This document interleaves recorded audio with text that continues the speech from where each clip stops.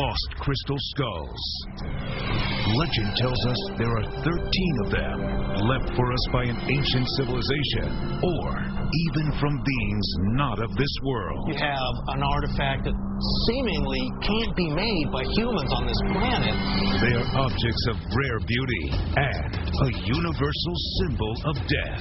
You look at it and it's glowing. Of the handful of skulls that have been found, most are human-sized, carved of quartz crystal, and believed by some to have strange powers that baffle scientists.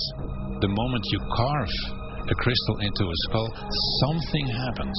The crystal skulls are made from the same type of material that we now use in our microchips.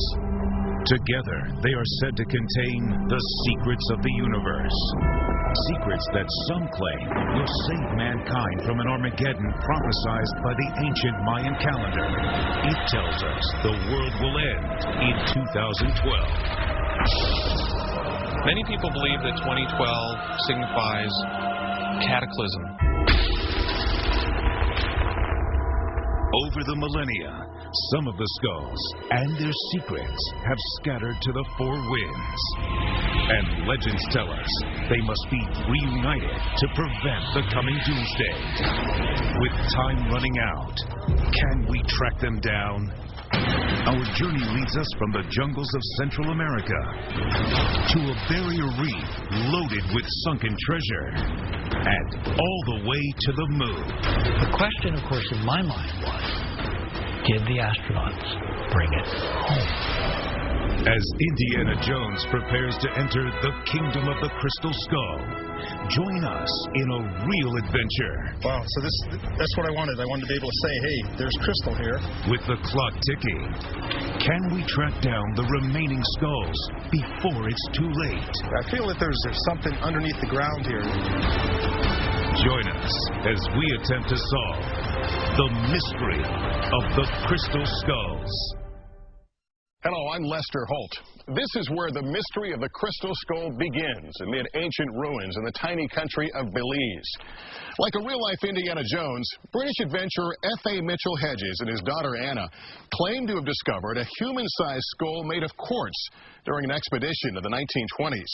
It was the first of 13 ancient skulls said to exist. Tonight, we are going to retrace their steps in an effort to find the ones still missing and perhaps finally explain the mystery of the Crystal Skulls. Here in the jungles of Belize, it's 90 degrees, 90% humidity, and 100% grueling for an American adventure seeker named Bill Holman. We have to watch out for alligators.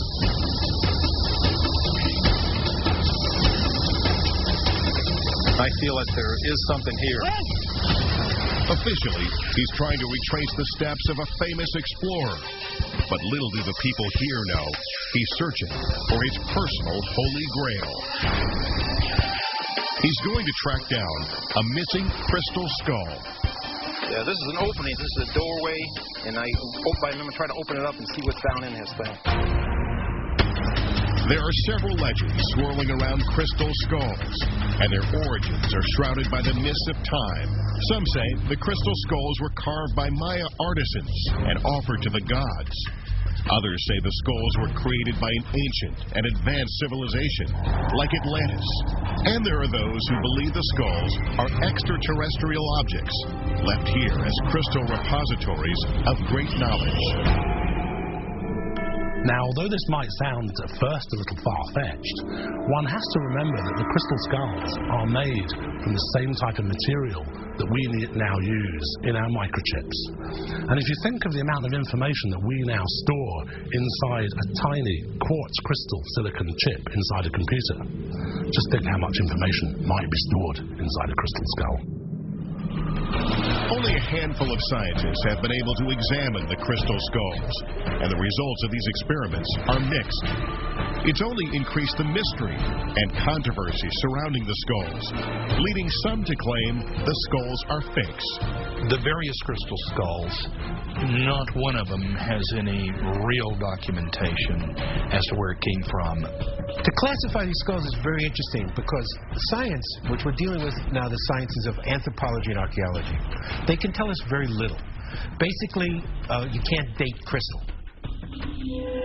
Although there are thousands of crystal skulls in existence, some coming in spectacular shapes and colors, most of the experts we spoke to agree there are a total of 13 ancient crystal skulls. These skulls are thought to be thousands of years old. There is a general consensus that only 8 of the 13 ancient crystal skulls have been discovered, and this expedition has been launched to find one or more of the missing skulls. I feel that there's still a number of crystal skulls still left. I'm just kind of drawn to this place. If you haven't heard much about crystal skulls, you're not alone. They've occupied an obscure place in popular culture. They first appeared in newspaper articles in the late 19th century. Archaeologists began to study them soon after. By the mid-20th century, crystal skulls were on display in the British Museum, the Museum of Man in Paris, and the Smithsonian. A small number of books have been written about the skulls. And television programs like Stargate Atlantis have explored the legend behind these mysterious objects. This is incredible.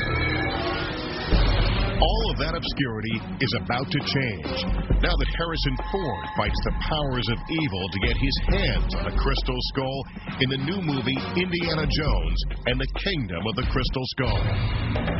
If there was ever a real-life Indiana Jones, then F.A. Mitchell Hedges would be him. He was tall, swashbuckling, a true adventurer.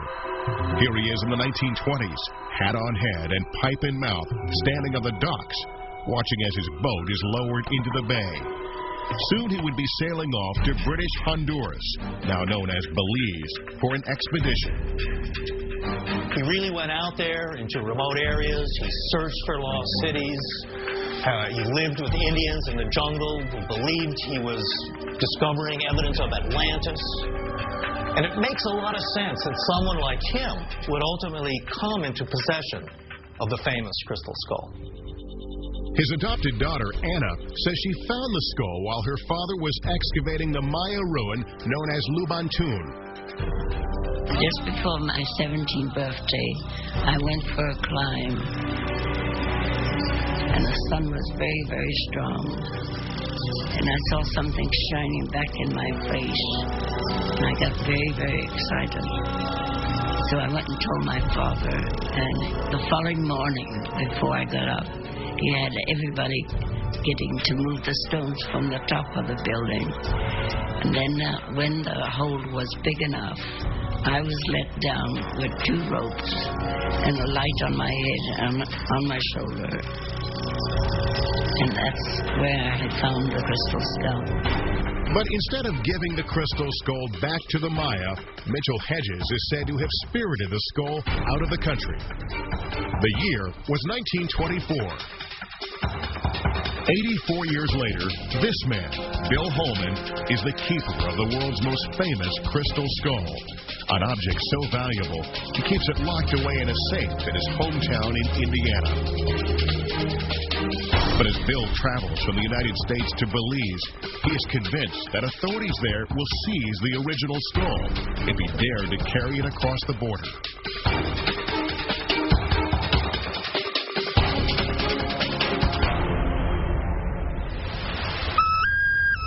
Do you remember the first time you came to the site? I came here with Anna Mitchell Hedges. Here at Lubantun, Bill Holman unveils an exact replica of the Mitchell Hedges skull. Yeah, can I take a look at it? I'd love to see it. Like you say, the original is in 2 pieces.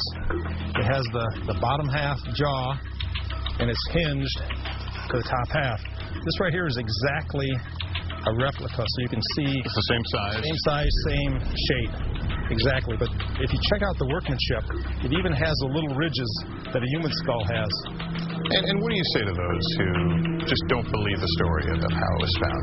Well, you know what? I'm very happy with everybody's story. You know, it doesn't bother me at all. I want, you know, everybody to, it's good to have their opinion, you know. Very few scientists have had a good look at the Mitchell-Hedges skull. In the mid to late 1960s, Anna Mitchell-Hedges loaned the skull to a